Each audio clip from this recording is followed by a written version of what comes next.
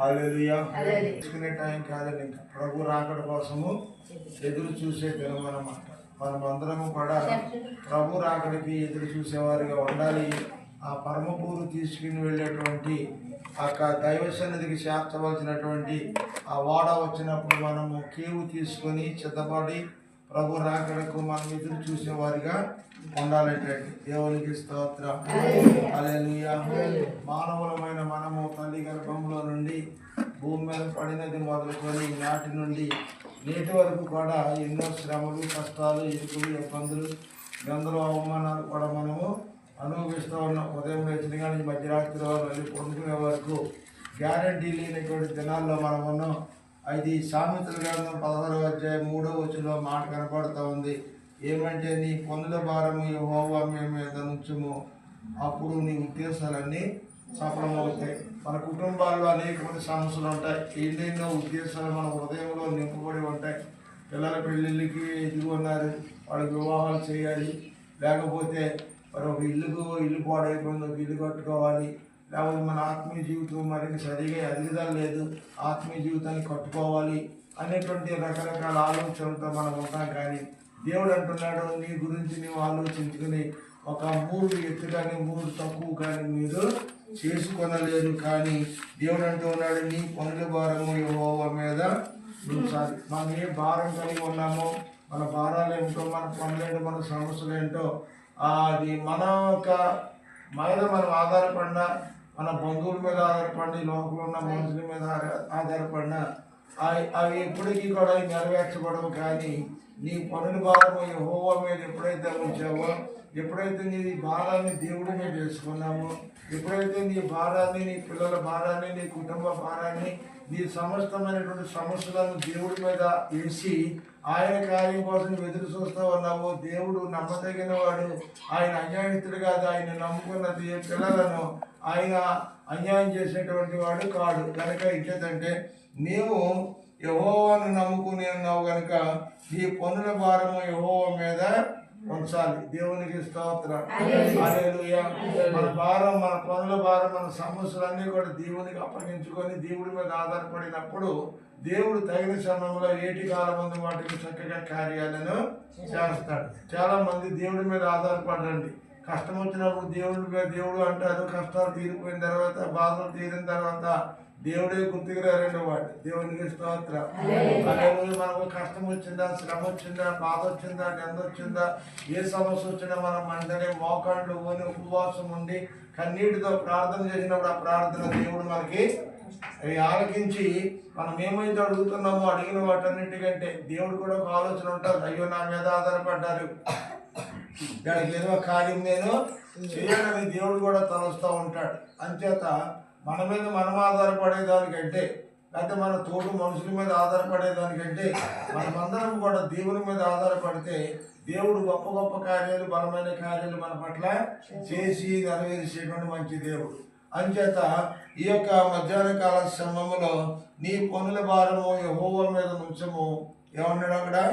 అప్పుడు నీ ఉద్దేశంలో సఫలమవుతాయి. నువ్వేమైతే నీ హృదయంలో ఉద్దేశించుకుంటున్నావో, ఈ సంవత్సరం ఏం చేయాలని ఉద్దేశం కలిగి ఉన్నావు, ఈ సంవత్సరంలో నువ్వేం చేయాలని ఒక ఉద్దేశాన్ని కలిగి ఉన్నావు, ఆ ఉద్దేశం ఏమిటో నీ పక్కోడికి చెప్పినా చెప్పకపోయినా, నీ ఇంట్లోకి చెప్పకపోయినా, నీ తోటి సహోదరులకు చెప్పకపోయినా, నీ ఉద్దేశాన్ని దేవుడికి తెలియజేసుకున్నప్పుడు నీ ఉద్దేశం ఏదైనప్పటికీ అది నీకు అసాధ్యమైంది కావచ్చు. కానీ దేవుడు అంటున్నాడు, నీ ఉద్దేశము ఆయన మీద ఆధారపడి ఆయనకి అప్పగించినట్లయితే నీ ఉద్దేశాన్ని సఫలపరిచేవాడు నీ దేవుడైన యెహోవాయే. దేవునికి స్తోత్రం.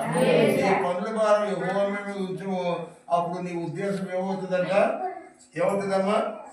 ఉద్దేశము సఫలమవుతుంది. అంటే నువ్వు కోరుకున్నది దేవుడు నెరవేర్చే దేవుడు, నువ్వు కోరుకున్న దాన్ని దేవుడు చేసేటువంటి వాడు. ఇక్కడ దేవుడు చూడమేనా, నువ్వు కోరుకున్నట్లుగా నెరవేర్చబడాలి. నీవు కోరుకున్నట్లుగా జరగాలంటే నీ భారము ఎత్తనాలు నాకు ఇవ్వలేదు అంటే ఇవ్వలేకపోతున్నావు, ఎక్కడైనా చూసుకొని దగ్గర దొరకవు అని చెప్పాడంట. అంటే అతను మనిషి మీద ఆధారపడి ఇతను మాట ఇచ్చాడు. ఇతను కూడా మనుషుల మీద ఆధారపడి పిల్లపిల్లని ఆధారం చేసుకుని పిల్లపిల్లల గురించి ఆలోచిస్తున్నాడు. కానీ మనుషులు మనం మోసం చేయొచ్చు. మనుషులు మనల్ని ఏ సమయాన్ని ఏ రకంగా మాట్లాడతారో మనకు తెలియదు. నరములేని నాలుగు కాబట్టి అదే నాలుగుతో చెప్పించవచ్చు, అదే నాలుగుతో దీవించవచ్చు, అదే నాలుగుతో అనేక రకాలుగా మాట్లాడవచ్చు. కానీ మనం నమ్ముకున్న దేవుడు ఉన్నాడు చూశారండి, ఆయన మాట ఇచ్చాడంటే ఖచ్చితంగా నెరవేర్చి తీరుస్తాడు. దేవుని పిల్లలమైన మనం కూడా అంతే, అలాగే ఉండాలి. అవునంటే అవును, కాదంటే కాదు. ఎవరికైనా మనం ఏదైనా సహాయం చేస్తామన్నాం అనుకోండి, వాళ్ళు ఎంత ఆశతో చూస్తారంటారా చూడరా, ఎంతో ఆశతో చూస్తారు. ఇక్కడ ఆడపిల్లల జీవితం, పెళ్లి సమయం, ఆ ₹1,00,000 టైం ఇవ్వకపోతే ఆ పిల్లల జీవితం ఏమైపోదు, ఆ చుట్టాలు నలుగురు పైన ఏమైపోతారండి, ₹100 అయిపోతారు కదండి. అలాంటి పరిస్థితిలో చివరికి మరి ఎందుకు వచ్చాడో నా దగ్గరికి వచ్చాడు. ఎప్పుడు రేపు తెల్లారితే లేకపోతే పని. ఎందుకు ఈ విషయం నేను చెప్తున్నానంటే, మనుషుల మీద మనం ఆధారపడినప్పుడు, మనుషులు మనం పూర్తిగా ఆధారపడినప్పుడు, మనుషుల మీద పూర్తిగా మనం నమ్ముకున్నప్పుడు, మనుషులు ఏ సమయాన్ని సరే మనం మోసగించవచ్చు. అంచేత దేవుడు అంటున్నాడు, నమ్మదగిన వారు ఏ ఒక్కడో లేరు ఈ లోకంలో, అందరూ కూడా సమయాన్ని బట్టి మాట్లాడేవాళ్ళే. నమ్మదగిన వాడు, నీతిమంతుడు, పరిశుద్ధుడు మనం నమ్ముకున్న దేవుడు మాత్రమే. అంచేత అన్ని వేళలా కూడా నీ పనుల భారము, ఏ భారం అండి, ఏ భారమైనా సరే, ఇల్లు కట్టుకోవాలా, లేదా విడి చేయాలా, లేదా అప్పులు తీర్చాలా, లేదా ఏదైనా సమస్య ఉందా, లేదా ఏ సమస్య అయినా సరే, ఇది ఏ భారమైనా సరే దేవుడు పిలుస్తూ ఉన్నాడు. మొత్తం 11:20 రాయబడింది, ప్రయాసపడి భారం వహిస్తున్న వాడారా నా యొద్దకు రండి, నేను మీకు విశ్రాంతిని కలగజేస్తాను, నెమ్మదిని కలగజేస్తానని చెప్పి పరిశుద్ధాత్మ దేవుడు అంటూ ఉన్నాడు. మనం ఏం చేస్తామంటే దేవుడి మీద ఆధారపడవలసింది, దేవుడి మీద ఆధారపడక మనుషుల మీద ఆధారపడినప్పుడు కొన్నిసార్లు మనం దెబ్బతింటా ఉంటాం. మనుషులు నమ్ముకొని దెబ్బతింటా ఉంటాం, మనుషుల మీద ఆధారపడి దెబ్బతింటా ఉంటాం. మన కార్యాలు సఫలం కావాలి అంటే, మన ఉద్దేశాలు సఫలం కావాలంటే నీ భారము ఎవరి మీద వేయాలమ్మా, దేవుడి మీద వేసుకోవాలి. అది మాత్రం మర్చిపోకండి. ఏ సమయమైనా సరే, ఏ టైం అయినా సరే, నువ్వు కన్నీరు విడిచి ప్రార్థన చేసి, నేను నమ్ముకున్న దేవుడు నేను అడిగిన దానికంటే, ఊహించిన దానికంటే అత్యధికమైన కార్యాలు దేవాది దేవుడు చేయగలడనేటువంటి పరిపూర్ణమైన విశ్వాసముతో మన భారాన్ని ఆయన మీద మోపినప్పుడు, నీవేమైతే ఉద్దేశాన్ని కలిగి ఉన్నావో, ప్రతి మనుషులోనూ ఏదో ఒక ఉద్దేశం ఉంటుందండి. ఆ తల్లి ఒక ఉద్దేశం గురించి చెప్పింది, అయ్యా 4 రోజులు బట్టి నా భర్త కష్టపడుతున్నాడు, పని చేస్తున్నాడు, కానీ ఇంట్లో రూపట్లేదు, తాగేస్తున్నాడు. నిజమే కదా. ఆ తల్లి ఉద్దేశం ఏంటి, నా భర్త తాగకూడదు, కష్టపడి పని చేసుకోవాలి, 10 రూపాయలు తిన్నా బాధపడదు ఏ భార్య. తాగి తిని అలవాటు చేసిన ఆరోగ్యం పాడైపోతుంది కదా. డబ్బులుండే పాడవు, డబ్బులే పాటు ఆరోగ్యం చెడిపోతుంది. రేపు పొద్దున భర్త ఆరోగ్యం చెడిపోతే కుటుంబం అంతా విచ్ఛిన్నం అయిపోతుంది. కుటుంబంలో యజమానుడు బాగుంటుంది, కుటుంబం అంతా బాగుంటుంది. యజమానుడు ఎప్పుడైతే మతాన్ని పడ్డాడు, కుటుంబం విచ్ఛిన్నం అయిపోతుంది. అంటే ఏ భార్య అయినా భర్త బాగోవాలని కోరుకుంటుంది. అర్థమైందండి. భర్త గెలవాలని కోరుకోవాలి ఇప్పుడు ఏ భార్య అయినా సరే. ఆవిడ మంచి సాక్ష్యం చెప్పింది, అయ్యా నా భర్త తాగుతున్నాడు, కష్టాలు చేద్దామంతా ఆ తాగుడికి పోసేస్తున్నాడు, ఒక పక్కన ఆరోగ్యం చెడిపోతుంది, ఒక పక్కన కుటుంబంలో ఆర్థికమైన ఇబ్బంది, ఎదురికి నడవట్లేదయ్యా, నా భర్త హృదయం మారని చెప్పి ఎంతో కన్నీటితో సాక్ష్యం చెప్పింది. విన్నాం కదండి, విన్నామా లేదా, విన్నాం. ఆ బాధ ఎవరికి తెలుస్తుంది, ఎవరు కట్టుకున్న భార్యకి మాత్రమే ఆ బాధ తెలుస్తుంది, తన భర్త యొక్క బాధ. అంతేనే ప్రతి ఒక్క స్త్రీ కూడా తన భర్తని గెలిపించడం కోసం ప్రయాసపడాలి. గెలిపించడం అంటే సాతాను మీద, సాతాను శక్తుల మీద నా భర్తకి జయముని అయితే ప్రభు అని చెప్పి భర్తను జయించుకుని ప్రార్థన నువ్వు చేసావంటే, నీ భర్త జయం పొందాలని నువ్వు ఎప్పుడైతే కోరుకున్నావో, నీ భర్తతో పాటు నువ్వు కూడా ఘనత చెందుకుంటావు. భర్త బాగుంటే భర్తతో పాటు భార్య కూడా ఏమవుతుందమ్మా, ఘనత వస్తుంది. అంతే కదా. పలానోడు భార్య అంటారు కానీ పలానోడు కూతురని అనరు. అంచేతంటే నీ భర్తను బట్టి భార్యకి ఘనత వస్తుంది. అంచేత నీ భర్త ఏం చేయాలంట, నీ భర్తను గెలిపించడానికి నువ్వు ప్రయాసపడాలి. అంతేగాని భర్త మీద నువ్వే దెబ్బలాడెట్టుకుని, భర్త మీద రోజు నువ్వే కీసులాడెట్టుకుని, భర్త కంటే నా భర్త మీద నేనే గెలవాలనుకుంటే కనుక అలాంటి కుటుంబాలు ఏమవుతాయమ్మా, పతనం అయిపోయి నాశనం అయిపోతాయి. భర్త మీద గొడవ పెట్టుకుని భర్త మీద గెలవాలనేటువంటి ఏ స్త్రీ అయినా మనసు కలిగి ఉంటే కనుక ఆ కుటుంబాలు విచ్ఛిన్నం అయిపోతాయి. ఎవరు చేయక్కర్లా, సాతాంతగా అక్కర్లేదు అన్నాడు. ఆలోచనలే వాళ్ళ ఉద్దేశాలు వాళ్ళ కుటుంబాలని నాశనం చేస్తాయి. అంచేత భర్తని గెలిపించడానికి ప్రయాసపడాలి భార్య. అంతేగాని భర్త మీద గెలవడానికి ప్రయాసపడిన ఏమైపోద్ది, వ్యర్థమైపోద్ది. అంచేత మన ఉద్దేశాలు ఏమైనప్పటికీ కూడా రకరకాలుగా ఉండొచ్చు. కూర్చున్న మనందరికీ అన్ని రకాల ఆలోచనలు, అన్ని రకాల ఉద్దేశాలు ఉంటాయి. ఖచ్చితంగా ఏదో ఒక ఉద్దేశం లేకుండా మనము ఉండవు. మన ఉద్దేశం సఫలం కావాలంటే మొదట మనం ఆధారపడవలసింది ఎవరి మీదమ్మా? నీ భారము యెహోవా మీద మోపాలి. మనం ఎక్కడికి వెళ్ళినా ఒక 5 అడగాలనుకో, దేవుడి మీద భారం వేసుకుని ప్రార్థన చేసుకుని, ప్రభువా పలానా పని మీద వెళ్తున్నాను ప్రభు, నువ్వు నాకు తోడైంది ప్రభు అని చెప్పి మనం ప్రార్థన చేసుకుని వెళ్ళాలి. ఒక ఆమె మీకు చెప్పాను కదా, మీకు చాలాసార్లు చెప్పాను, మళ్ళీ చెప్తాను. ఒక ఆమె ఈ వెస్ట్ నుండి ఈస్ట్ గోదావరికి ప్రయాణం చేస్తూ రోజు అంది, అయ్యా పాస్టర్ గారు నేను గోదావరికి వెళ్తున్నాను, నా గురించి ప్రార్థన చేయండి అని. ఏమన్నా దేనికోసం వెళ్తున్నావు, దేని గురించి ప్రార్థన చేయని అడుగుతాను కదా. చేపడు ఏం చెప్తాడు? భారంతో ప్రార్థన చేసేవాడు ఏంటో, ఏ పని మీద వెళ్తున్నావమ్మా, దేనికోసం ప్రార్థన చేయను అని అడిగాడు. దేవునికి స్తోత్రం. భారం లేవాడు ఏం చేస్తాడంటే, ప్రార్థన ఒకసారి అన్నాక చేస్తానని వెళ్ళిపోతాడు, అంతే, అక్కడ ఏమి ఉండదు. కానీ చేసేవాడు వివరాలు అనుకుంటాడు, దేనికోసం చేయమంటావు అని. ఏదైనా ఊరేనప్పుడు కండక్టర్ ఎక్కేటప్పుడు ఎవరు అడుగుతాడు? ఏంటి ఎక్కడ అడుగుతాడా? ఎక్కడి ముందు అడిగేస్తాడండి, దేనికి కొడతాడు ఎక్కట్టాడు, నువ్వే ఊరు వెళ్తావమ్మా అని అడుగుతాడు. నువ్వు వెళ్ళే ఊరిని బట్టి వాడు ఎక్కడ కొడతాడు. అలా నువ్వు ఎక్కడికి వెళ్తున్నావు నాకు చెప్తే దాన్ని బట్టి నేను ప్రార్థన. మన ఇక్కడే రామకృష్ణ ప్రయత్నం ప్రార్థన గురించి, అయ్యో మా గురించి ప్రార్థన చేయడం అంటాం, కానీ దేని గురించి ప్రార్థన చేయాలో వివరణ చెప్పం. ఆ మనిషి గోదావరికి వెళ్తుంది. ఆ మనిషి ఎందుకు వెళ్తుందో నాకు తెలుసా, నాకు తెలియదు. కొన్ని నీకు తెలుసంటే నీకు తెలియదు, ఎవరికి తెలియదు. ఆ మనిషి ఎందుకు వెళ్తుందో దేవుడికి తెలుసు. ఏం పని మీద వెళ్తున్నామో ప్రార్థన పని వచ్చే చెప్తున్నా, ప్రార్థన చేయండి అని. వచ్చాగా చెప్తాను, నేను పని మీద వెళ్తున్నాను, అది మీకు కూడా చెప్పకూడదు అని ప్రార్థన చేయడం అన్న దొంగ ముక్క ప్రార్థన చేయాలా? ఎక్కడికి వెళ్తుందో తెర వచ్చే చెప్తుందంట, ఇదిగా చెప్పదంట. పాస్టర్ గారికి మర్మం పెట్టి పాస్టర్ గారు ఏం పని ప్రార్థన చేస్తాడా? సర్లే మలగలే వెళ్ళరా అన్నాను, ఇల్లమ్మ అలాగే అన్నాను. ఇల్లుంది కానీ మళ్ళీ తిరిగి ఇంటికి రాలేదు. కారణం ఏంటంటే ఆ మనిషి దొంగసారి అవ్వడానికి అక్కడ ఎక్కడికో గొడవకి వెళ్ళి పోలీసులకు పట్టుబడి పోలీసులకు కొట్టుకుండా తీసుకెళ్ళి జైల్లో పెడితే 6 నెలలకో 3 నెలలకో బెయిల్ మీద బయటకు వచ్చింది. ఆ మనిషి సిగ్గుపడి నలుగురితో మాట్లాడలేక, నలుగురిలో తలెత్తి తిరగలేక చర్చి కొత్త మానేసి దూరంగా ఉంటుంది. ఈ విషయం మీకు ఎందుకు చెప్పానంటే, ఎందుకంటే ఏదైనా కష్టం వచ్చినా ఏదో బాధ వచ్చినా సేవకుడికి తెలియజేసుకుంటే సేవకుడు ప్రార్థన చేయడం. అయ్యా నేను ఒకసారి అమ్ముతాకి వెళ్తున్నాను, అందుకని మీరు బాగా బేరం కుదిరేలాక కొద్దిగా డబ్బులు వచ్చినా ప్రార్థన చేయండి అని ఆ మాట చెప్పిందా? చెప్పండి. ఒకవేళ మనం చెప్తే మాత్రం నేను చేస్తానా? చేయండి. ఎందుకే మరణ పనులు ఎందుకు చేస్తున్నావు నువ్వు అని నేను తిడతాను. అంతే నేను తిడతానని చెప్పి మనిషి చెప్పండి డైరెక్ట్గా వెళ్ళిపోయింది అనమాట. టికెట్ లేని ప్రయాణం అనమాట. దేవునికి స్తోత్రం. హల్లెలూయా. అంచేత ఏదో ఒక ఉద్దేశం మనకు ఉంటుంది. వ్యాపారం చేస్తున్నా డబ్బులు మిగులుతాయి, చెరువు ఎత్తున్నా డబ్బులు మిగులుతాయి, ఏ పనికి ఎత్తున్నా డబ్బులు వస్తాయి, నెల్లాడి పని చేయడం ఏదో 10 డబ్బులు వస్తాయని ఆశ భారీగా ఉంటుంది కదా. అంటే ఇవాళ సినిమా కరిగిపోయినట్టు ఇల్లు కష్టపడుతున్నావు, సంపాదించినావు, అది డబ్బంతా ఏమైపోతుందా? ఐసు కలిగినట్టు అరిగిపోతుంది. కడుపు నిండుగా కాళ్ళు నిండిట్లా లేని కొన్ని రోగాలతో బాధపడుతున్నాడు. ఒకడు బాధపడి మనసు వస్తుంటే బాధపడేది ఎవరు, చేసేది ఎవరైనా కదా? భార్య కదా, కూతురు చేస్తుందా, అల్లుడు చేస్తాడా, కొడుకు చేస్తాడు, కోళ్ళ చేస్తాడు. ఎవడు చేయరు అని పిచ్చి మాటలు ఎవడు చేయరు, ఎవడు చేయరు. చేసే రోజులు రావు, పోయినాయి. రాబోయే రోజులు అసలు అది ఏమి ఉండదు. ఎవరి మీద ఎవరు ఆధారపడకూడదు. ఎవరికి ఏదైనా ఆధారపడితే నీ భారం ఎవరి మీద మోపాలి? దేవుడి మీద మోపాలి. అప్పుడప్పుడే ఆయన నీ ఉద్దేశాలను సఫలం చేస్తాడు. మన వాక్యం చూసుకుందాం. దేవునికి స్తోత్రం. హల్లెలూయా. యోబు గ్రంథం 5 చూసుకున్నాను సరే.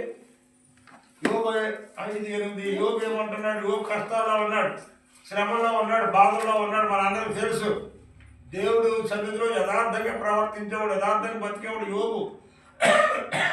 అయినా ఎన్ని కష్టాలు వచ్చినా, ఎన్ని బాధలు వచ్చినా ఏనాడు దేవుడు ఇచ్చిన మాట నిందించాడండి, ఏనాడు అనలేదండి. మన కష్టాలు వస్తాయి, బాధలు వస్తాయి, ఎన్ని రావచ్చు, కానీ దాన్ని తప్పించి ప్రభు అని చెప్పి మనం ప్రార్థన చేయాలి. ప్రభు నాకు ఏ రోగం రావద్దు నాయనా అని అనకూడదు.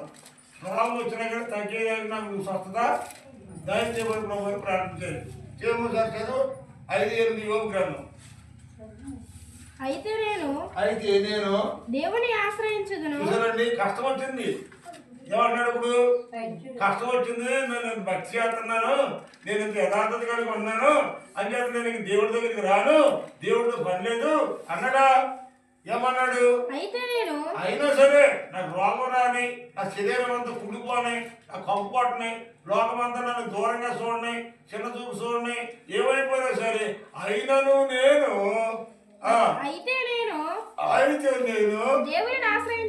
దేవుడిని ఆశ్రయించానంతే. నా ప్రాణం పోయినా పర్లేదు కానీ నేను దేవుడిని ఆశ్రయించడం మాత్రము మానను అన్నాడు. అది నిజమైన విశ్వాసం. ఎలాంటి బాధ వచ్చినా, ఎలాంటి కష్టం వచ్చినా అయినాను నేను దేవుణ్ణి ఆశ్రయించాను కదండి. మొట్టమొదటి ఏమన్నా మన భారాన్ని యెహోవా మీద మోపనే మాట విన్నాం. ఇప్పుడు రెండోది యెహోవా ఏమంటున్నాడంటే నాకు ఎలాంటి బాధ వచ్చినా నేను దేవుణ్ణి ఆశ్రయించాను కానీ మనుషులను మాత్రము ఆశ్రయించను అన్నాడు. దేవునికి స్తోత్రం. హల్లెలూయా. యోగి కష్టం వచ్చింది, దేవుడు నేను ఎంత యథార్థ కలుగుతున్నాను, ఎంత భయభక్తి చేస్తున్నాను, ఎంత నమ్మకంగా ఉన్నాను, ఆస్తి కోసలన్నీ పోయింది, ఆరోగ్యం క్షీణించిపోయింది, ఇంకా ఆరోగ్యం చెడిపోయిన దేవుడు ఎందుకు అని చెప్పి అనుకున్నాడు పేరు మనసులో అనుకోలేదు. మనం ఏం చేస్తామంటే పాస్టర్ గారు విశ్వాసి మాట ప్రకారంగా నడవాలి అని అనుకుంటారు చాలా మంది. దేవుని యొక్క చిత్త ప్రకారంగా నడవాలని కోరుకోరండి. వాళ్ళ ఉద్దేశానుసారంగా నడవాలని కోరుకుంటారు, వాళ్ళ యొక్క ఉద్దేశాన్ని నెరవేర్చుకోవాలని కోరుకుంటారు. కానీ దేవుడు అంటున్నాడు నా ఉద్దేశాన్ని ప్రకారంగా మీరు నడిచినట్లయితే మీ కుటుంబాలను, మిమ్మల్ని, మీ పిల్లలను నేను ఆశీర్వదించాను అన్నాడు. మనం ఎలాంటి పరిస్థితిలో ఉన్నా, ఏ పరిస్థితిలో ఉన్నా అది దేవుడి కృపలే ఉన్నాము ఈ రోజున. మనం అంతేత మనం ఏ పరిస్థితిలో ఉన్నా దేవుడిని ఆశ్రయించాలి కానీ మనుషులు ఎప్పుడు కూడా ఆశ్రయించకూడదు. ఏమండి దేవునికి స్తోత్రం. ఇప్పుడు పెద్ద తిరుపతి వెళ్తున్నారండి, వేలు ఖర్చుపెట్టి పెద్ద తిరుపతి ఇక్కడ ఉందా, వేలు ఖర్చుపెట్టి అంత దూరం వెళ్తారు. ఏమంటే నిలుదూపుడు వేసేవాళ్ళు ఉన్నారు, ఒంటిన పిల్లలు లేకపోతే నిలుదూపుడు అట్టుకుని ఆ ఉండి వేసేవాళ్ళు ఉన్నారు. అక్కడికి వెళ్తారు, గుండె గీయించుకుంటారు, ఉన్నదంతా ఉండిలో వేస్తారు. కానీ అక్కడ ఫోటో గడుపుతారు, మళ్ళీ అక్కడ మళ్ళీ ఇంటికి వస్తారు. వెళ్ళే ఛార్జీలు ఎవడెత్తున్నారు, అక్కడ అయ్యే ఖర్చు ఎవడెత్తున్నారు, ఇంటికి వచ్చే ఖర్చు ఎవడెత్తున్నారు, పోదారు ఎత్తున్నాడా మాట్లాడుతుంది. పోదారు ఎందుకు ఎత్తాడా? నీ ఎవరి భక్తి మీద వెళ్ళావా, పోదారు భక్తి మీద వెళ్ళావా, దేవుడి భక్తి మీద వెళ్ళావా? దేవుడి భక్తి మీద అక్కడ పోదారు ఎవడు ఉంటాడో మనకు తెలియదు, ఆ పోదారు ఎవడో మనకు తెలియదు. మనకు తెలిసినాడు ఎవరో ఆ దేవుడు మాత్రమే. అలాగే నువ్వు ఎకరబాబుడికి వెళ్ళినా, మసీదుకి వెళ్ళినా, చర్చికి వచ్చినా ఎవరిని బట్టి వస్తావు? నువ్వు దేవుడిని బట్టే కానీ మీ చర్చికి రాను, మీ మసీదుకి రాను, మీ గుడికి రాను అంటే ఎవరికి నష్టం? రాకపోతే ఎవరికి నష్టం? రాని వ్యక్తికి నష్టం, పోదారికి నష్టం ఏముండదు. కండక్టర్ ఉన్నాడు, ఎక్కివాళ్ళు ఎక్కుతూ ఉంటారు, దిగివాళ్ళు దిగుతుంటారు. బస్సు ఎక్కిన బస్సులోనే కూర్చోరు. ఏమంటారు? ఒకరితో నర్సరాన్ని బస్సు ఎక్కుతున్నాం, మచిలీపట్నం వెళ్తుంది, ఈ లోగా ఎంతమంది ఆగుతున్నారు, ఎన్ని చోట్ల ఎక్కుతున్నారు, ఎన్ని చోట్ల దిగుతున్నారండి. ఎక్కువ ఎక్కుతుంటారు, దిగువాళ్ళు దిగుతూ ఉంటారు. అవన్నీ మనకు అనవసరం. అలాగే వచ్చేవాళ్ళు వెళ్తూ ఉంటారు, వెళ్ళేవాళ్ళు వెళ్తూ ఉంటారు. నేను దేవుని మందిరానికి రాను, మా ఇష్ట ప్రకారం మీరు చేయకపోతే మీ శక్తికి మీరు రావంటే రాకపోతే మానేస్తారు. దానికి మనం ఏం చేస్తాం? ఏమన్నా నిన్ను బట్టి నేను మనం చేయాలని వచ్చానా? పోదారిని ఎవడో ఒకడో దక్షిణ పోదారు బతుకుతాడా? పోదారు ఎవరి మీద ఆధారపడతాడు? పోదారు చేస్తాడు, దేవుడి మీద ఆధారపడతాడు. అలాగే పాస్టర్ గారు కూడా దేవుడి మీద ఆధారపడి పని చేస్తాడు తప్ప ఎవడో మనిషి మీద ఆధారపడి పని చేస్తే మనుషుల మీద ఆధారపడి చేసిన పని మనుషులతోనే పోతాడు. కులంతో ఆధారపడి చేసిన పని కులంతోనే పోతుందండి. ధనం మీద ఆధారపడి చేసిన పని ధనంతోనే పోతుంది. పరిశుద్ధాత్మ శక్తి మీద ఆధారపడి ఆనుకొని చేసి ఈ పదుల భారము యెహోవా మీద ఎవరైతే మోపి, ఒక విశ్వాసం నీవైనా, ఒక సేవకుడిగా నేనైనా, ఒక సేవకురాలుగా ఆవిడైనా, ఎవరైతే దేవుడి మీద ఆధారపడి మనం భక్తి చేస్తామో అలాంటి వాళ్ళు ఎలాంటి శ్రమలు వచ్చినా కడవరకు నిలబడతారు. అంతేకాని నీ మనసుకు నచ్చింది ఏదో చేయాలని కుదురుతుందా? అంటే పెద్దలో గుడ్లు తీసి చోటు ఏర్పాటు ఉంటుంది, అది గుళ్ళో ఉంటుందా? గర్భగుడికి ముందు ఎవరు ఉంటారు? పోదారు గారు ఉంటారు. అంటే అంతనా? నేను గర్భగుడి దగ్గరే గుడ్డు గీసుకుంటాను, ఆ ఎదరికెళ్ళి గీసిపోయినట్టు కుదురుతుందా? మాట్లాడాలంటే గుండె గీసుకునే చోటు ఏర్పాటుగా ఉంటుంది. మొక్కుబడి తీర్చుకునేటువంటి గర్భగుడి పంతులు గారు ఇక్కడ ఉంటాడు. దానికి దీనికి సంబంధం ఉంటుంది. ఏరియా ఏరియా అదేవిధంగా ఎప్పుడు ఏం చేయాలో అప్పుడు అదే చేయాలి. కానీ నాకు ఇష్టం వచ్చినట్టు చేస్తానో, నాకు ఇష్టం వచ్చినట్టు నడుస్తానంటే దైవ సన్నిధిలో దేవుడు అంగీకరించాడు. దేవుడి సన్నిధిలో కూడా పౌలు ఈ యొక్క కయ్యను భర్త దాని నిండా పట్టుకొచ్చాడు, పోలి పోదరగా పట్టుకొచ్చాడు. ఆయన బట్ట దాని పట్టుకొచ్చాడంటే చూసినోడు ఎలా ఉంటుందా పూల మన కూలి రొడ్లు కూడా ఇవ్వలేకపోతున్నాము ఈ కయ్యను మొత్తం ధాన్యం పట్టుకొచ్చాడు కూరుకుని పట్టుకొచ్చాడు ఎంత చక్కగా అర్పణ పట్టుకొచ్చాడు అని చెప్పి చూసిన వాళ్ళు అందరూ అనుకున్నారు. కానీ అర్పణ పట్టుకొచ్చినటువంటి అర్పణ అసలు అంగీకరించలేదు. అసలు ఎవరో దేవుడు. ఈ అర్పణ పట్టుకొచ్చింది మనకు కరెక్టే. ఈ అర్పణ చూసిన వాళ్ళు ఎవరో అక్కడ ఉన్న జనం అంతా చూశారు. అలానే వ్యక్తి కయ్యను అర్పణ పట్టుకొచ్చాడు, ఈ అర్పణ చాలా పెద్ద మొత్తం పట్టుకొచ్చాడు అనుకున్నారు. కానీ దేవుడి వద్ద అంగీకరించలేదు. దేవుడికి ఇష్టమైతే మనం పట్టుకొస్తామా, దేవుడికి ఇష్టం లేని మనం అర్పిద్దామా? మనం ఏదైనా అర్పించేటప్పుడు మనం అర్పించే దేవుడికి కూడా ఇష్టంగా ఉండాలి. అంతేగాని నీ మనసుకు నచ్చినట్టు నువ్వు ఏదో అర్పిద్దానంటే దేవుడు అంగీకరించలేదు దాన్ని. అందుకే దేవుడు అంగీకరించలేదు. కారణం ఏంటంటే అతను హృదయం పరిపూర్ణ హృదయంతో దేవుడికి అర్పణ ఇవ్వలేదు.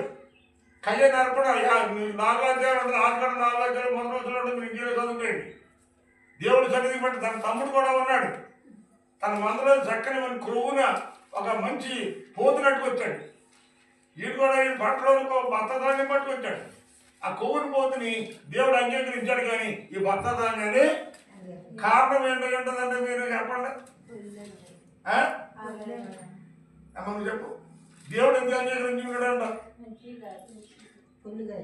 అంటే ఒక భర్త ఇచ్చాడని దేవుడికి ఇష్టపడలేదా? భర్త ఇచ్చడం ఇష్టపడకపోవడం కాదు. నువ్వు 10 బత్తాలు 30 బత్తాలు పండించుకున్నావు రైతే, ఆ పంట ఇచ్చడం కూడా దేవుడే. నీకు ఇచ్చిన భర్త నచ్చక కాదు, నువ్వు భర్త ఇచ్చేవాడిని కోపించి కాదు. అయ్యో భర్త ఇచ్చింది ఈ భర్త నాకేందని కాదు. దేవుడు కోపించడానికి వేరే కారణాలు ఉన్నాయి. నీ చేలో పండిన పంట 3 రకాలు ఉంటుంది. ఒకటి గట్టికెద్దడం, రెండోది ఆగాళ్ళు, మూడోది పొల్లు. మీరు జాగ్రత్త కళ వేసినప్పుడు గమనించండి. దాన్ని మీ ఎవరి పాటగారు నాకు తెలిసి అని చేసిన వాళ్ళు పాప పోసినప్పుడు గట్టికించడానికి ఇక్కడే పడతాయి, ఆగాళ్ళు ఎక్కడ పడతాయి, అసలేమీ లేని పొల్లంతా ఆకులు పడతాయి. అప్పుడు ఏం చేశాడంటే ఈ పొల్లంతా తీసేసి పిడకలు వేసుకుంటాయి. చూడండి పిడకల ముద్దకి చెప్పమ్మా పిడకలు చేసుకోవడం ఉపయోగిస్తారు. ఈ ఆగాళ్ళన్నా చూసారండి, ఎవరికైనా ఇంజిన్ వేసినోడికి, లేకపోతే సంవత్సరం పొడుగుతో జంటలు వేయించుకున్న మహిళలకి, లేకపోతే సంవత్సరం పొడుగు తిరిగి చేయించుకున్నటువంటి సాగలకి, లేదా సంవత్సరం ధాన్యాలు ఇచ్చేవారు, సంవత్సరం కానీ ఇచ్చేవారు అడిగి చేస్తారు, డబ్బులు ఇచ్చేవారు కాదు ఇప్పుడులే. ఈ ఆగాళ్ళు అని గట్టిగంతలకి పొలికి మహిళలు ఏమున్నాయి? ఆగాళ్ళు ఉన్నాయి. వీళ్ళు ఏం చేసేవారంటే ఇలాంటి బాబులు అందరికీ ఈ ఆగాళ్ళు పట్టుకెళ్ళి ఇచ్చేవారు. గట్టి అన్ని పట్టుకెళ్ళి పొలకలు వేసుకునేవారు, పొల్లంతా పట్టుకెళ్ళి బిడకలు చేసుకునేవారు. ఈ ఆగాళ్ళు పట్టుకెళ్ళి వీడేం చేశాడంటే ఆగాళ్ళు సంచి నిండా కూరుకుని గట్టిగాను భుజం మీద దేవుని మందిరం కట్టుకొచ్చాడు. ఆ సంగతి నీకు తెలుసా? ఇక్కడ ఉన్న వాళ్ళందరికీ తెలుసా? తెలీదు. ఆ సంగతి ఎవరు దేవుడికే తెలుసు. భర్త దానం పట్టుకొచ్చి మొయ్యలకు పట్టుకొచ్చి దేవుని మందిరం అయితే పాస్టర్ గారు ఏం చేశాడంట? దిబ్బుబామ్మ చేశాడంట ఆ భర్త దాన్ని అంటే. మరి ఆ భర్త దాన్ని ఏముంది? ఆగాడు భర్తది. అది ఎవరు చూస్తున్నారు? అది దేవుడు చూస్తున్నాడు. కానీ దేవుడు అంగీకరించలేదు. అంటే మన అర్పణ పరిపూర్ణంగా ఉండాలి. నువ్వు ఏదైనా పెట్టావనుకో పరిపూర్ణంగా ఉండాలి. నువ్వు చేసుకున్న మొక్కుబడి పరిపూర్ణంగా ఉండాలి. ఇలా చెప్పుకోకపోతే కోడి ఉన్నాయి. కోడి కూడి కట్టిందాం, ఒక 20 పిల్లలు పడతాయి. ప్రభా 20 పిల్లలు బాగుండు, పిల్లలకి వచ్చి మందిరానికి వెళ్తాను అనుకుంటాం. ఇలాగే 20 పిల్లల్లో పిల్లలు ఏంటంటే కాలు కింద పడింది. ఏ కాలు కింద? తల్లి కాలు కింద అంటది పిల్లకాలు. ఆ తల్లి కాలు కింద పిల్లకాలు పడేది మండిరిగిపోయింది. అర్థమవుతుందా? ఆ మండిరిగిపోయినప్పుడు అది ఏం చేస్తే ఇలా నడుతుందంటాడు. ఒకటి ఏమి వెళ్ళగానో ఒక కాలు ఇలాగ వేసి ఒక కాలు ఇలా నడుతున్నాడు. మండిరిగిపోయింది కదా, ఈ కాలు ఇలాగ వెళ్ళిపోయింది. ఆమె ఎండో చేత కదా, ఇదేం కుంటుంది, ఇదేమి ఎదగేసింది. ఆ మంచి కోడెట్టు వస్తున్నాయి కదా, కోడెట్టు వస్తున్నాయి కదా, ఇప్పుడు ఎట్రమ్మంటే ఎట్రమ్మ ఇప్పుడు ఒకటి చీర కోడెట్టు వచ్చిందండి, పట్టుకొచ్చింది, ప్రార్థన చేశాను, అక్కడ కట్టాను, అదేం కుంటుతుందండి. కాలు పెట్టిందా అంటే కాదు, కొన్ని ఎక్కడికి పెట్టిందా అంటే కాదు. అది ఏంటప్పుడు దాని పరిస్థితి ఏంటి? దాని కాళ్ళు వెనక్కిపోవడం కారణం ఏంటంటే ఆవిడ మంచి చెప్పింది, అయ్యా చిన్నప్పుడు గూటు భీమైనటువంటి వాళ్ళ ఈ మధ్యాహ్న కాల సమయంలో మనం దేవుడికి అర్పించేది మన హృదయం బాగుంటే దేవుడు ఎక్కడనే అంగీకరిస్తాం. హృదయమే నీ ఆలయం క్రీస్తు, నీ ఆలయమే దేవా. మన హృదయం దేవుడికి ఆలయంగా ఉండాలి. ఆ హృదయంలో ఉండాలంటే దేవుడికి ఆలయంగా మనం ఉంటే ఆ ఆలయంలో దేవుడు ఉంటాడు. అలాగే మనం అర్పించే అర్పణ దేవుడికి అంగీకారంగా ఉంటే దేవుడు తీసుకుంటాడు. దేవుడికి అందరూ మనం ఇచ్చే అడ్డుపడి కావాలా కానీ మనం కొట్టే కొబ్బరికాయ కావాలా, ఇవన్నీ ఇచ్చినాడు ఆయన కదా. అవి నోటి మాట ద్వారా కలగ కదా ఇవన్నీ ఏంటంటే మనం ముక్కుబడి తీర్చుకోవడం, దేవుడు భయభక్తులు కలిగి ముక్కుబడి తీర్చుకోవడమే తప్ప మనం ఇచ్చే వాటి మీద దేవుడు ఏమి ఆధారపడి ఉండడండి. దేవునికి స్తోత్రం. హల్లెలూయా. ఈ మధ్యాహ్న కాల సమయంలో నాకు ఏ సమస్య వచ్చినా సరే నేను దేవుని దగ్గరే ఉంటాను, కానీ నేను అటు ఇటు దేవుని విడిచిపెట్టి కథలను అన్నాడు. ఎలాంటి భక్తి కావాలి, అంతేగాని ఏది లేకుండా నేను దేవుని మందిరానికి రాను, దేవుని మందిరానికి నేను రాను అంటే దేవుని మందిరానికి వస్తే ఏంటి, రాకపోతే ఏంటి? నువ్వు దేవుని మందిరానికి వచ్చావు కదా, తవరు మేము పట్టుకొని ఇస్తే ఏంటి, ఇవ్వకపోతే ఏంటి? నువ్వు 10 రూపాయలు ఖాళీ చేస్తే వేయకపోతే ఏంటి? దేవుడికి ఏమైనా నష్టమా? నువ్వు ఇచ్చే 10 రూపాయలు వాళ్ళు దేవుడు ఎదురు చూస్తున్నాడా? నువ్వు ఇచ్చే తోడు వాళ్ళు దేవుడు ఎదురు చూస్తున్నాడా? దేవుడు నిన్ను, నీ కుటుంబాన్ని, నీ భర్తని, నీ పిల్లల్ని కాపాడాలని దేవుడు కోరుకుంటున్నాడు. అది దేవుడు నిన్ను బాగోవాలని కోరుకుంటున్నాడు తప్ప దేవుడు నువ్వే ఇచ్చే బతకాలనేం కాదు. ఇవాళ సేవకుడిగా నేనైనా సరే దేవుడి మీద ఆధారపడుతుంటారు. పొద్దున గంటలాగా పరిచయం చేసిన కనీసం 300-400 రాదండి. 2 గంటల ప్రసంగం చేసిన 200-300 నుంచి రాదు. కాబట్టి ఒకళ్ళు ఆధారంగా ఉండండి, లెక్కలు చూపించాను. ఎందుకు విషయం చెప్తానండి, 3 మనుషులు అంత దూరం చేయడం వచ్చి ఇక్కడి నుంచి ఆడికి 2 రోజులు పని అంతే. 3 మనుషులకి 300-400 కూలికెళ్తాను. మీరు అందరూ వెళ్తారా? వెళ్ళరు కదా. అలాగని చెప్పి ఇక్కడ వచ్చేవాటి మీద ఆధారపడం. దేవుడు అదొకటి ఏదో కార్యం చేస్తూ ఉంటాడు, ఏదో విధంగా కార్యం చేస్తూ ఉంటాడు. ప్రియమైన వారిన ఇంకేదండి, దేవుడి వైపు చూడాలి కానీ మనుషుల వైపు చూస్తే మనం బతకం వినోసం. దేవునికి స్తోత్రం. హల్లెలూయా. నా ప్రియమైనటువంటి వారు యోబు అంటున్నాడు, నాకు ఎలాంటి పరిస్థితులు ఎదురైనా కానీ ఏమన్నాడమ్మా, ఏమన్నాడు? నేనైతే దేవుడిని ఆశ్రయిస్తాను, అంతేగాని మనుషుల మీద నేను ఆధారపడను. ఈ రోజు నేను ప్రభు ప్రేమను బట్టి నేను కూడా 2 చేతులు జోడించి చెప్తాను. దేవుడి మీద ఆధారపడండి, దేవుడి కార్యం మీద ఆధారపడండి, దేవుడి మాట మీద ఆధారపడండి, దేవుడి వాక్యం మీద ఆధారపడండి. మీరు మీ కుటుంబాలు ఆశీర్వాదకరంగా ఉంటాయి. ఏ మనుషుల మీద ఆధారపడద్దండి. ఏ మనుషులు నమ్మదగిన వారు కాదు. అవసరానికి మనం వాడుకుంటారు, అవసరం తిరిగి ఇస్త్రాలు పాడేస్తారు. మనందరం అలాంటి పరిస్థితులే. ఈ లోకం సమాజం పరిస్థితి అలా ఉంది. అవసరానికి వీళ్ళు వాడుకుంటారు, అవసరం తిరిగిగా బయట విసిరేస్తారు. అన్నం తినేటప్పుడు ఇస్త్రాలను ఎంత పవిత్రంగా పరిశుద్ధంగా కాపాడుకుంటాం. కింద తరగతి నట్టుకెళ్ళి గంటలో పాడేస్తారు, అక్కడ దూరంగా పట్టుకుని ఇంటి పక్కన కూడా కానీ అండి. మన చేతిలో అన్నం తిన్న తర్వాత ఇతరులని పట్టుకుని ఎక్కడేస్తాం, ఆ బుడంగా వెళ్ళి దాటిన తర్వాత గుళ్ళో పాడేస్తాం. అంత దూరం పట్టుకెళ్ళాలంటారా? ఒకవేళ గిడ పడితే పొద్దున్న పులిపోయి మళ్ళీ అనుకోమా అంచేత ఇతరులు తిన్న చెప్పు బాగా తిన్న తర్వాత పులిపోతారు. అలాగే మనం కూడా ఇతరులు ఉపయోగపడినందుకు బాగుంటాం, కానీ ఎప్పుడైతే మనం ఉపయోగపడలేదు మనం ఏమొస్తామో కుళ్ళుగా వస్తాం.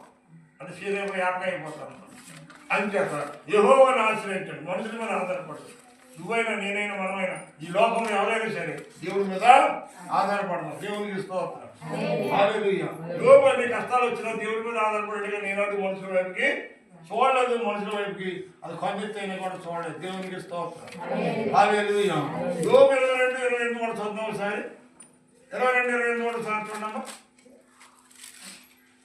ఏముంది అక్కడ? మరియు నీవు దేనినైనాను యోచన చేయగా, ఏదైనా సరే నువ్వు యోచించి ఉన్నప్పుడు నీ హృదయంలో ఏం కావాలని ప్రభుని కోరుకుంటున్నావో, యోబు వలె నువ్వు దేవునితోనే కష్టం వచ్చినా, శ్రమ వచ్చినా, బాధ వచ్చినా దేవుని విడవకుండా నువ్వు ఎప్పుడైతే పట్టుకుని ఉన్నావో అప్పుడు దేవుడు చేసే పని ఏంటంటే ఇక్కడ ఆయన ఏమంటున్నాడమ్మా, దేనినైనా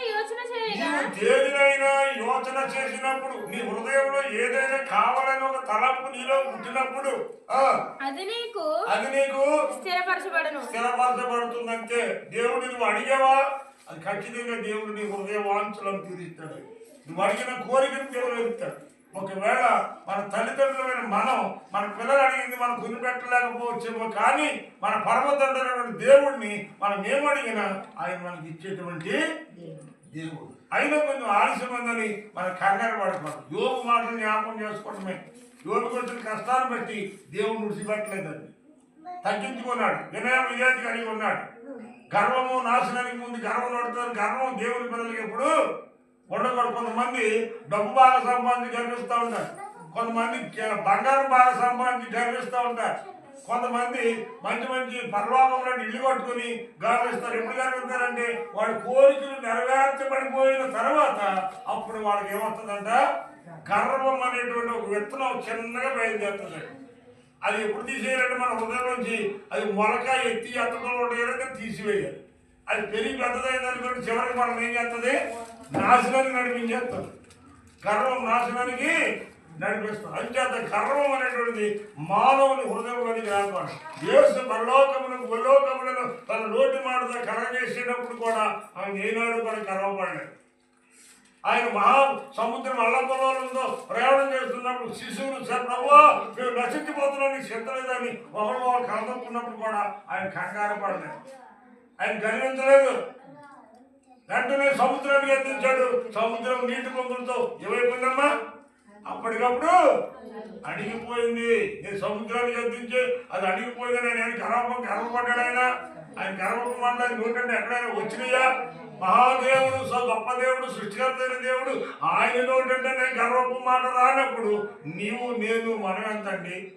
నీటి మీద పడగలాంటి వాడు ఇంతలో కనపడంతలో మాయమైపోయేవాడు. మన తగ్గింపు జీవితం మన దేవుడు హెచ్చించాడు. పోయిన శుక్రవారం కూడా అదే వాక్యం విన్నాం. ఎవరైతే తమను తాము తగ్గించుకుంటారో వాడిని దేవుడు హెచ్చించాడని దేవుడు వాక్యం విన్నాం. తగ్గించుకుందాం. పరమతండ్రి యేసుక్రీస్తు ఈ లోకాన్ని తగ్గించుకున్నాడు. దాసుడు సొలొమోను తగ్గించి చేసుకున్నాడు. తనకు తాను తగ్గించుకున్నాడు. ఈ లోకానికి వచ్చాడు. ప్రియమైన వారు, ఆయన ముందు మనమే పాటి వాడు. నోటి మాటలో శక్తి ఉంది. ఆయన కాళ్ళు కింద దుమ్ములో శక్తి ఉంది. ఆయన పై మీద వస్త్రం వేసుకుంటే వస్త్రం సింగులో స్వస్థత ఉంది. అందుకే 12 సంవత్సరాలు బట్టి రక్తస్రావము, క్యాన్సర్ గుండెతో ఎన్ని వైద్యాలు చేసిన తక్కినటువంటి రోగము నేను యేసు ప్రభు వస్త్రము సింగు ముట్టితే సార్ నేను స్వస్థతను అందుకుంటానని ఆ జన సమూహంలో యేసు ప్రభు వెనక వచ్చి ఆ వస్త్రము సింగిని అలా ముట్టుకుంది. వెంటనే 12 సంవత్సరాలు బట్టి రక్తస్రావము, కట్టుబడినటువంటి రక్తస్రావము, ఆ క్యాన్సర్ గుండు నేను వెంటనే స్వస్థత జరిగింది. దేంట్లో వచ్చింది? దేంట్లో వచ్చింది? ఆయన పై వస్త్రపు చెంగులు వచ్చింది. ఆయన నీడ పడితే స్వస్థత వస్తుంది, ఆయన ఉమ్మి వేస్తే స్వస్థత వస్తుంది. అలాంటి గొప్ప దేవుడు, మహాదేవుడికి గర్వం లేనప్పుడు నువ్వెంత, నేనెంత, మనమెంతండి? ఈ లోకమంతా ఎంత? ప్రియమైన దేవుని రాడా, ఎలాంటి పరిస్థితులు కూడా నీ హృదయం ఏమైతే నువ్వు వాంఛించావో, నువ్వు హృదయం ఏమైతే ఆలోచన కలుగు, నేను దేవుని మందిరానికి వెళ్తున్నాను, ప్రభా నాకు పని కావాలని నువ్వు వచ్చావు నిజంగా ఖచ్చితంగా దేవుడి పని నెరవేరుస్తాడు. నువ్వు ఇంటికి వెళ్ళేటప్పటికి నీ పని పూర్తయి ఉంటుంది. దేవునికి స్తోత్రం. హల్లెలూయా. ప్రియమైన వారు, 4 మాటలు సార్ చూసి పూజ చేసుకున్నాం. కీర్తన 37:4 సార్ చూడమ్మా. కీర్తన 37:4. వాక్యం టైం అంతా అయిందమ్మా. యెహోవాను బట్టి అర్థమైంది. వాక్యం మొదలెట్టి అరగంట వద్దా? అంతే, అవునుగా అరగంట. అరగంట అయిందా? ఓకే. దేవునికి స్తోత్రం. హల్లెలూయా. కీర్తన 37:4 ఏముందమ్మా అక్కడ? యెహోవాను బట్టి సంతోషించుము, ఆయన నీ హృదయ వాంఛలను తీర్చును. దేవునికి స్తోత్రం. ఎవరిని బట్టి సంతోషించాలి? నువ్వు పట్టుకున్న ఇంటిని బట్ట, నువ్వు సంపాదించిన బంగారాన్ని బట్ట, నువ్వు సంపాదించిన డబ్బులు బట్ట, నీ బంధు బంధాలను బట్ట, నీ అనుసంధానాలను బట్ట, దేని బట్టి నువ్వు అతిశయించాలి? దేని బట్టి అమ్మా? యెహోవాను బట్టి సంతోషించు. అది దేవుడు కోరుకున్నది. నువ్వు దేవుడిని బట్టి సంతోషించు. నీకున్నది ఈరోజు ఏమైతే కలిగి ఉన్నా అంతా దేవుడు ఇచ్చండి. నీకైనా నాకైనా ఈ ప్రపంచంలో ఎవరికి ఏమైతే కలిగి ఉన్నారో, పొలాలు కలిగి ఉన్నా, ఇల్లు కలిగి ఉన్నా, బంగారం కలిగి ఉన్నా, ఏది కలిగి ఉన్నా, ఇవన్నీ కూడా మనకి ఎవరు ఇచ్చారంట?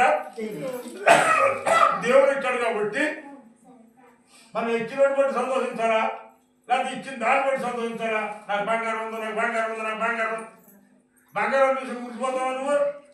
ఒక ఇంట్లో కేజీ బంగారం ఉంటే ఉండొచ్చు, బంగారం చూసి మురిసిపోతావా? అదొక అందమైనటువంటి సౌందర్యం దేవుడికి ఇచ్చి ఉండొచ్చు. ఈ సౌందర్యం బట్టి నువ్వు మురిసిపోతావా? ఓ రోగం వస్తే సౌందర్యం అంతా ఏమైపోద్ది? పోద్ది. ఓ రోగం వచ్చిందంటే సౌందర్యం అంతా పోద్ది. ఉన్న డబ్బంతా పోద్ది, అన్నం పోద్ది, ఐశ్వర్యం పోద్ది, ఏది ఉండదు. అయితే దేవుడు అంటాడు, నువ్వు దేవుని బట్టి సంతోషిస్తున్నావు, డబ్బును బట్టి సంతోషిస్తున్నావు, బంగారం బట్టి సంతోషిస్తున్నావా, నీ యొక్క ఉన్నదాన్ని బట్టి సంతోషిస్తున్నావేమో. దేవుడు అంటున్నాడు యెహోవాను బట్టి. దావీదు అంటున్నాడు నేను యెహోవాను బట్టి సంతోషిస్తున్నాను. ఇవన్నీ కూడా ఇటుని బట్టి కాదు. గొర్రెలు కాసుకుంటున్నటువంటి ఒక గొర్రెల కాపరిని దేవుడు తీసుకెళ్లి ఆంధ్రం ఎక్కించాడండి, సింహాసనం ఎక్కించాడు, సింహాసనం మీద కూర్చున్నాడు.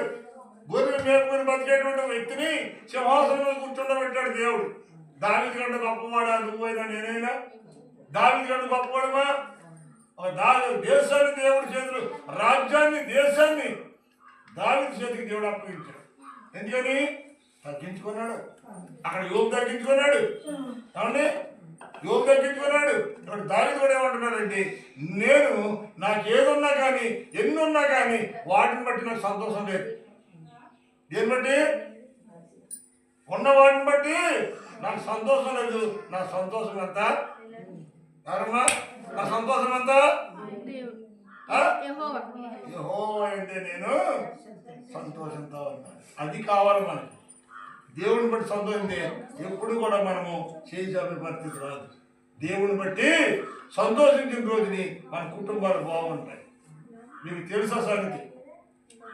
ఎక్కువ పేద ఇంటిలో దేవుని మందిరము ఉండటం వలన ఎక్కువ పేదలో ఉన్న దరిద్రం అంతా పోయింది. ఈ దేవుని మందసం ఎక్కడైతే ఉంటే అక్కడ దరిద్రం నిలబడతాడు దేవుడు. దేవుని మందసం మన హృదయమే దేవుని మందసము. దేవుని మందసాన్ని మనం కట్టుకోవాలి. ప్రియమైన వాళ్ళారా, దేవుని మందసాన్ని కట్టుకొని దానికి అగ్ని వేసి మనము దేవునికి దహన బలి అర్పించుకోవాలి. సజీవ లోకంగా మనలను మనము దేవునికి అర్పణగా చేసుకోవాలి. ప్రభువా నాకు ఇది కావాలి అని కాదు, ఇదిగో ప్రభువా నన్ను నేను నీకు సజీవ యోగంగా సమర్పణ చేసుకుంటున్నాను ప్రభువా. నేను ఎలా ఉండటం నీకు ఇష్టమో అట్టి విధంగా ఉంచు ప్రభు అని ప్రార్థన చేసుకోవాలి. మనల్ని మనం ఆయనకు అప్పగించుకున్నప్పుడు, మనమే ఆయన వారమైనప్పుడు ఆయన మన గురించి ఆలోచించాడా? ఖచ్చితంగా ఆలోచించాడు. భార్య భర్త ఉన్నారనుకున్నా ఆయన మా భర్త ఇంకా తిన్నాడో లేదో, పొలాన్ని అన్నాడు, సిరికడ ఉన్నాడు, ఇంకా రాలేదో, మనిషి ఏమైపోయాడు అని ఆలోచిద్దాం కదా టైం గంట అయిపోతే. అదేవిధంగా మనం ఇంటికి ఎక్కడికైనా భార్య ఊరికి వెళ్ళేదని భర్త అనుకుంటాడు, అయ్యో ఈ మనిషి పొద్దున అలాగే వెళ్ళింది, మధ్యాహ్నానికి రావాల్సింది, అర్ధరాత్రి అయిపోతుంది, ఎలా పడుతుందో ఏంటో, బస్సు దొరికిందో లేదని భార్య గురించి భర్త ఆలోచించాడా? ఆలోచించాడు. ఒకరికొకరు ఆలోచించాడు. ప్రేమ అంటే అంతేగా నీకు ఏదైనా చేపట్టుకు వచ్చి ప్రేమించడము, లేదా ఈ పూట ఏమి లేవంటే ఎంజాయ్ చేద్దామంటే పెట్టడము, దాన్ని బట్టి ఉంటుంది. తిండిని బట్టి ఉంటుంది ప్రేమ, తిండిని బట్టి ఉంటుంది. ప్రేమను దేన్ని బట్టి ఉంటుంది? దేన్ని బట్టి ఉంటుంది? తిండిని బట్టి కాదు, దేవుని కొడుకుని బట్టి ఉంటుంది ప్రేమ. దేవునికి స్తోత్రం. హల్లెలూయా. ఈ యొక్క మధ్యాహ్న కాలం వాక్యాన్ని ముగించేస్తారు. ప్రియమైన వాళ్ళారా, ఈ 4వ మాట మనం విన్నటువంటి మాట మనం చక్కగా విన్నాం. ఏంటమ్మా మాట? యెహోవాను బట్టి సంతోషించుతున్నానని దావీదు అంటున్నాడు. ఈ రోజు నువ్వైనా నేనైనా దేవుని బట్టి మనం సంతోషిద్దాం, దేవుని బట్టి సంతోషిద్దాం, దేవుని బట్టి ఆనందిద్దాం. మన కుటుంబాన్ని దేవుడు ఆశీర్వదిస్తాడు. అంతేకాని మనుషులు ఎవరు ఏదో మనం సహాయం చేస్తారని మనుషులు బట్టి ఆనందిస్తే, మనుషులు బట్టి సంతోషిస్తే ఆ మనుషులు శాశ్వతంగా మనతో ప్రేమగా ఉండరు. ఎంతో మంది నా జీవితంలో చూశాను, ఎంతో మందిని చూశాను, ఎవరు మనతో ప్రేమగా ఉండరండి. అవసరమైతే నీకోసం ప్రాణమన్నా పెడతాను కానీ నీతో చేయగలను అన్నాడు. అన్నాడా? మరబ్బా అన్నాడా లేదా? శుక్రవారం వచ్చి ఉండడానికి రాడన్నాను అన్నాడా? అవసరమైతే నీకోసం ప్రాణమన్నా పెడతాను కానీ నా చేయి మాత్రం నీ చేయి మాత్రం కలపనన్నాడు. అలాగే మనం మనుషులతో చేయగలకూడదు, మనుషులతో చేయగలకూడదు. ఎవరితో కలపాలి? దేవుడితో కలపాలి. చెయ్యాలి. దేవుడికి మనం చెయ్యాలని ఇచ్చామనుకోండి, ఆయన మన చెయ్యప్పుడు కూడా విడిచిపెట్టాడు. దేవునికి స్తోత్రం. 5వదిగా ఆకారం పట్టుకోవడం సార్ చూద్దాం. సామెతల గ్రంథం 3:16 ఏముంది అక్కడ? దాని కుడి చేతిలో దీర్ఘాయువును చూడు. 3:6 ఏముంది? నీ ప్రవర్తన అంతటి అది ఎవరి ప్రవర్తన? నీ ప్రవర్తన అంతటిలోనూ ఆయన అధికారమునకు ఒప్పుకొనుము. అంటే దీని యొక్క అర్థం ఏంటంటే నీ ప్రవర్తన అంతా కూడా ఆయన అధికారానికి లోబడి ఉండాలి. నీ మాట అయినా, నీ క్రియ అయినా, నీ నడకైనా, నీ పడకైనా ఎవరికి లోబడి వాళ్ళు ఉండాలి అంటే మొట్టమొదట నీ దేవుడైన యెహోవాకి లోబడి ఉండాలి. నీవెవరు వ్యక్తి అంటే నీవు నీ సొత్తు కాదు, నిన్ను వెలబెట్టి కొనుక్కున్నాను, నువ్వు నా సొత్తు అన్నాడు దేవుడు మరో చోట. అంటే మనం ఎవరి సొత్తు? మనము దేవుని సొత్తు అయి ఉన్నాం. అంచేత ఇక్కడ ఈ మాట ఏం కనపడుతుందంటే ఏముందమ్మ ఇక్కడ? ఆయన నీ ప్రవర్తన అంతటిని ఆయన అధికారమునకు ఒప్పుకొనుము. అప్పుడు ఆయన నీ త్రోవలను సరళము చేస్తాడంట. నీ మార్గాలు ఏం చేస్తాడంట? సరళం చేస్తాడు. కోతులు, గొప్పులు, గుళ్ళు, గిళ్ళు అలాంటివి ఏమీ లేకుండా నీ మార్గాన్ని సరళం చేస్తాడు. అనగా నువ్వు చేసుకునే ఏ పనైనా సరే, చిన్న పని అయినా సరే దేవుడు దాన్ని ఆశీర్వదిస్తాడు. చిన్న పనైనా దేవుడు దాన్ని దీవిస్తాడు. ఎందుకని? నిన్ను నీవు ఆధారపడి ఉండక, నీ మీద నువ్వు ఆధారపడి ఉండకూడదు. నా మీద నేను జ్ఞానవంతుడిని, నేను తెలివైన వాడిని, ఎంత పొడుగున్నాను, ఎంత లావున్నాను, అంచేత నాకు ఎవరితో పని లేదు, దేవుడు నాకు అన్ని ఇచ్చాడని చెప్పి నా అందాన్ని బట్టి, హైట్ని బట్టి, ఎయిట్ని బట్టి నేను సంతోషించాలని ప్రయత్నం చేశాను అనుకో, దేవుడు దాన్ని ఏం చేస్తాడంట? తీసుకెళ్ళి అక్కడి నుంచి వచ్చాను అక్కడ పెట్టేస్తాడు కింద తీసుకెళ్ళి. అంచేత ఇక్కడ మనం జాగ్రత్త గమనించవలసింది ఏంటంటే నీవు జ్ఞానివి కదా అని చెప్పి నీ సొంత చెరువుల మీద, సొంత అన్నం మీద, నీ యొక్క వెండిబెక్కల మీద ఆధారపడక ఎవరి మీద ఆధారపడాలంట? నిన్ను నీవు సజీవ యోగముగా ఆయన అధికారమునకు ఒప్పుకొని ఉండాలి. ప్రభువా, నీవే నాకు యజమానుడిగా ఉండి నేను ఎలాగ నడవాలో, ఎలాగ నడవకూడదో, ఎలా ఉండాలో, ఎలా ఉండకూడదో, ఎటు నడవాలో, ఎటు నడవకూడదు నీవు నాకు దగ్గరుండి నడిపించిన ఆయన. అది మనకు కావాల్సింది. ఆయనకు అప్పగించుకుందాం, ఆయన అధికారాన్ని అప్పగించుకుందాం, దేవుని చిత్తాన్ని అప్పగించుకుందాం. ఆయన ఎలాగ ఉంచితే అలా ఉండడానికి మనం ఇష్టపడాలి. కానీ ప్రభు నేను ఎలా ఉంటాను, నాకు కూడా రమ్మంటే వస్తాడైనా రాడు. అలాగే ఆయనతో మనం వెళ్ళాలి, కానీ మనతో ఆయన రాడు. అలాగే దేవుని వాక్యానుసారంగా దేవుని సేవకుడు చెబుతున్నప్పుడు సేవకుడిని సంఘం వెంబడించాలి, కానీ సేవకుడు ఎప్పుడు సంఘాన్ని వెంబడించడం. బాగా గుర్తుపెట్టుకోండి. సేవకుడు దేవుని వాక్యానుసారంగా నడిచినప్పుడు సేవకుడితో సంఘం నడవాలి. అంతేగాని నువ్వు అలాగే కుదరదు వెళ్ళగలం ప్రభు అంటే నువ్వు పాస్టర్ గారిగా బోధ చేసే స్థితిలో నువ్వు ఉంటే పాస్టర్ గారి వాక్యం నువ్వే వెంట, పాస్టర్ గారి వాక్యం నువ్వే వెంట. పాస్టర్ గారి వాక్యం నీకు ఎక్కనప్పుడు, పాస్టర్ గారి బోధ నీకు ఎక్కనప్పుడు, పాస్టర్ గారితో నడవనప్పుడు, పాస్టర్ గారితో ఏకీపించినప్పుడు నువ్వు మందిరానికి ఎలా వస్తావు? ఆటోమేటిక్గా మందిరానికి నేను రానండి మందిరానికి. అవును, ఎలా వస్తావు? నువ్వు నీ ఉద్దేశాన్ని నెరవేర్చుకుంటే ఉద్దేశం ఉంటే వస్తావు. నువ్వు చెప్పిన ప్రకారం పాస్టర్ గారు అంటే మా మందిరానికి వస్తావు నువ్వు. అంతేగాని వాక్యానుసారంగా ఇలా చేయాలమ్మా, అలా చేయాలంటే నీకు ఇష్టం ఉండదు. అది దేవుని సంతోషపడటం నీకు ఇష్టం ఉండదు. నిన్ను నువ్వు సంతోషపరచుకోవాలి. నిన్ను సంతోషపరిచే విధంగా పాస్టర్ గారు నడవాలండి. పాస్టర్ గారు ఎప్పుడు కూడా నడవడం నీ పొట్టకూడు కోసము లేదా దేవుని కోసం వచ్చినట్టు కాదు. 10 మందిని దేవుని కొరకు సంపాదించడం కోసము ఈ యొక్క ప్రాంతం సువార్త నిమిత్తం వచ్చాను ఇక్కడ. దేవునికి స్తోత్రం. నెలకి 50-60 వేల రూపాయలు ఆదాయాన్ని విడిచిపెట్టి సేవలకు వచ్చినండి, తిండానికి ఊళ్ళోకి వచ్చినట్టు కాదు. దేవునికి స్తోత్రం. హల్లెలూయా. బాజార్లో మొగల్తర బాజార్లో గాంధీ గంటలో వాట్సాప్లో రోజు 2,000-2,500 సంపాదించేవాడు. బట్టలు నాకుండా చెమటట్టుకుండా రోజు 2 ఏళ్ళ పని. అలాంటి పని విడిచిపెట్టి నేను దూరంగా వచ్చి సేవ చేస్తాను. మాకేంటండి, దేవుడు మాకు ఉండడానికి తినడానికి ఏం రోడ్డు చేయలేదు, అన్నీ ఉన్నాయి. ఆయన మేము డప్పుకొట్టుకో దేవుడిని బట్టి తగ్గించుకొని విజయం కలిగి ప్రభు జంతువులకు వచ్చే వారికి ఉండాలి. అదేవిధంగా ఈ రోజుని మనము మన జీవితాన్ని, మన కుటుంబాన్ని ప్రభు అధికారానికి అప్పగించాలండి. ప్రభు, నా ఇంటిని నువ్వు ఏలునైనా, నా భర్తని నన్ను ఏలునైనా, నా భార్యని నన్ను నువ్వు ఏలునైనా, నా బిడ్డల పట్ల నీ కోపం వచ్చినాయన.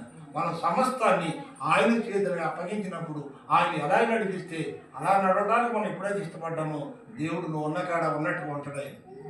ఉన్నతమైన స్థితిలోనికి నీ వెలుగు వెలుగు వల్లే నీ ఆశీర్వాదాలు దేవుడు ఉన్నతమైన స్థితిలో తీసుకుంటాడు. అది ఎలాగైనా నడక నువ్వు అనుభవిస్తే నీకు అర్థం, అనుభవపూర్వకంగా తెలుసుకోండి తప్ప ఎవడో చెప్తే అర్థమయ్యేది కాదు. అంచేత మనకు కావాల్సింది ఏమండి? దాని ఏమన్నాడు? నాకు ఎలాంటి పరిస్థితి ఎదురైనా నేను దేవుని మందిరాన్ని విడిచిపెట్టను అన్నాడు. అవునా? అయితే నేను దేవుడిని ఆశ్రయిస్తాను. నాకు ఏ సమస్య వచ్చినా దేవుడిని ఆశ్రయించడానికి దేవుడికి దూరంగా మాత్రమో వండన. దేవునికి స్తోత్రం. హల్లెలూయా. మొట్టమొదటి చెప్పడం మళ్ళీ మళ్ళీ ఉంది, నీ భారము ఎవరి మీద మోపాలంట? యెహోవా మీద మోపు, అప్పుడు నీ ఉద్దేశాలన్నీ సఫలమవుతాయి. మొట్టమొదటి. రెండవది, మొదలగా నీ బంధువారు యెహోవా మీద మోపితే ఏం చేస్తాడంటే ఆయన? నీ కార్యములను సఫలపరుస్తాడు. ఆయన మీద ఆధారపడితే. రెండవది ఏంటి? రెండవది యోబు 5 చదువుకున్నాం కదా, నేను దేవుని ఆశ్రయించి చున్నాను. ఎవరిని ఆశ్రయించాడు?